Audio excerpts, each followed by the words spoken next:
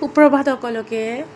ল'ৰাই জাম কৰি আছে কিয় জানেনে? কালি আমি ঘৰলৈ যাম আৰু ঘৰৰ কাৰণে ওলাম। ৰাতিপুৱা 6টা বজাত গাড়ী আছে মেঘালয়ৰ পৰা গুৱাহাটীলৈকে, অফিচৰ পৰা।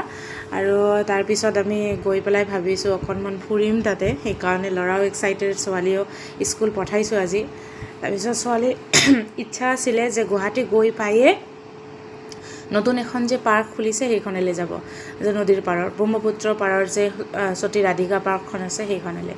তো তাতে গৈ চাওঁ, ইমান মানুহ এটা ভিৰ তেতিয়া নাছিলে, মানে 2টা লাইন কৰি দিছিল, ল'ৰা আৰু ছোৱালীৰ বেলেগ বেলেগ, মতা মাইকী। তো আমি তেনেকৈ মানে লাইনত থিয় হৈ সোমালোঁ আৰু।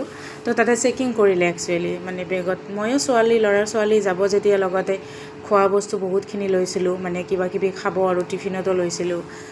ল'ৰা যিহেতু বাহিৰৰ বস্তু নাখায়, নিদিওঁ। তো কি কৰিলে, তাতে ছিকিউৰিটিজনীয়ে মানে বাহিৰতে থৈ দিলে। বাৰু ঠিকে আছে, ভিতৰখন ইমান নিকা চফা, ইমান ডাঙৰ আহল বহল, নদীৰ পৰা সুন্দৰ বতাহজাক আহে, ইমান চফা। তো সাধাৰণতে মানুহবিলাক আমি কি কৰোঁ, খাই পেলাই বস্তু পেলাওঁ, পানৰ পিক পেলাই। তো এনেকুৱা নহ'বৰ কাৰণে যিবিলাক প্ৰচেষ্টা চলি আছে সেইবিলাক বহুত ভালে লাগিছে চাই পেলাই। কাৰণ নিকা বা চাফা হৈ থাকিলে বাহিৰৰ মানুহ আহিও ভাল পাব, তেতিয়া আমাৰে নাম হ'ব। তো তেনেকৈ আৰু ফুৰিলোঁ বহুতখিনি জেগা, মানে বহুত ধৰণৰ গছ গছনি ৰুইছে।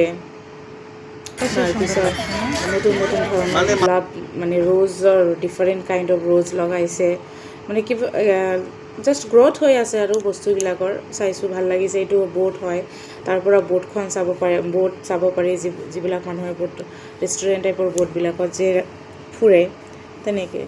আৰু এইটো মই হেৰিতহে চাইছিলোঁ, মানে ৰিয়েলত দেখা নাছিলোঁ যে ইমান সৰু সৰু গছত হেৰি হয়, মধুৰিআম হয়।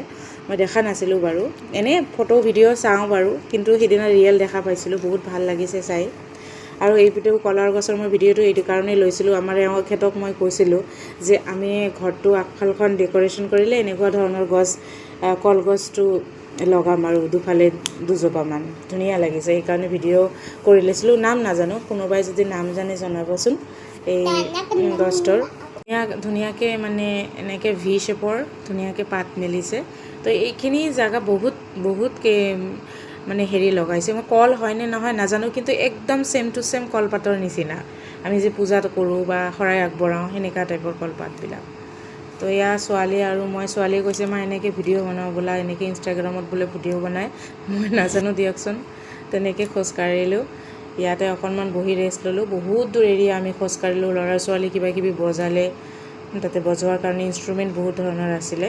তাৰপিছত ভাবিলোঁ অকণমান বজাৰ যাওঁ, বজাৰত আহিলোঁ। ৰুদ্ৰাক্ষত সোমাই পেলাই বেছি লোৱা নাই, তাইৰ পাপাই এটা চাৰ্ট আৰু ছোৱালী 2খনমান কিতাপ ল'লে। তলত যে বুক ষ্টল আছে তাৰ পৰা 2খন কিতাপ লৈছিলে, ইকিগাই আৰু কিবা এখন ষ্টৰী। তাকে আৰু ল'ৰাই গাড়ীখনত উঠিলে। তাৰপিছত ওচৰতে আমাৰ যিহেতু মন্দিৰ হয়, সৎসংগ মন্দিৰ, সৎসংগ বিহাৰ, তাতে অলপমান সেৱা চেৱা জনালোঁ। সেৱা জনাই তাতে ধুনীয়া প্ৰাৰ্থনা হৈ আছিলে। প্ৰসাদৰ ব্যৱস্থা অকণমান দেৰিকৈ আছিলে কাৰণে আমি গেষ্ট হাউচলৈ আহিলোঁ। আৰু পিছদিনা ট্ৰেইন আছিলে, ইয়াৰ ট্ৰেইনত উঠাৰ ভিডিঅ' হয়, বন্দে ভাৰত। মই ফাৰ্ষ্ট টাইম উঠিছিলোঁ আমি সেইদিনা, কাৰণ যোৱাৰ সুযোগ হোৱা নাছিলে। তো সেইদিনা উঠি ভাল লাগিছিলে।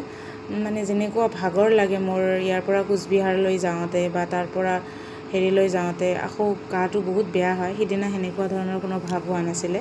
মাত্ৰ 4 ঘণ্টাতে আমি গৈ পাইছিলোঁ। তো জাৰ্ণিটো বহুত বেছি মানে কমফৰ্টেবল আছিলে মোৰ কাৰণে। এয়া হৈছে মানে আমি যিটো বগীত উঠিছিলোঁ নহয়, এইটো বাচ্ছা এটা বহুত ছিৰিয়াছ হৈ গৈছিলে, তাতে ডক্টৰ ফোন আহিছিলে মানে।